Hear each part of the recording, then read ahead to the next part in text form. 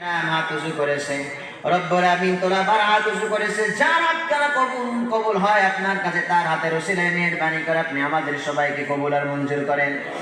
আল্লাহ আপনি আমাদের পরিবারের সবাইকে কবুল করে নেন। রব্বুল আমিন আমাদের স্ত্রীদেরকে আপনি কবুল করে নেন। আমাদের শ্বশুর শাশুড়ি আমাদের মা বাবা আমরা যারা জীবিত আছে মেয়ে হায়াতে তৈবা দান করে দেন।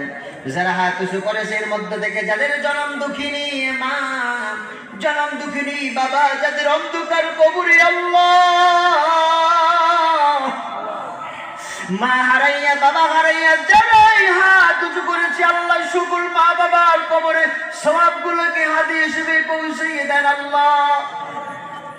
যারা হাত উঁচু করেছে রব্বুল আলামিন মায়েরা কবরে চলে গেছে যাদের বাবারা কবরে চলে গেছে আল্লাহ কোন মায়ের কবরে জাহান্নামের আগুন জ্বালাইয়েন না রে মালিক।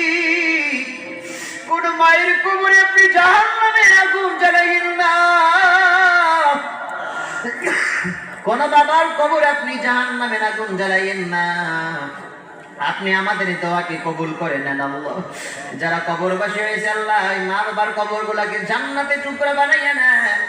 আমরা যারা ঋণগ্রস্ত হয়ে হাত উঁচু করেছি ঋণগুলাকে পরিশোধ করার তৌফিক দান করেন। অসুস্থ হয়ে যারা হাত উঁচু করেছি আল্লাহ তাদের সুস্থতা দান করে দেন। বিপদের মধ্যে পড়ে মুসিবতের মধ্যে পড়ে আল্লাহ যারা হাত উঁচু করেছে সবাইকে আপনি বিপদ থেকে উদ্ধার করে দেন।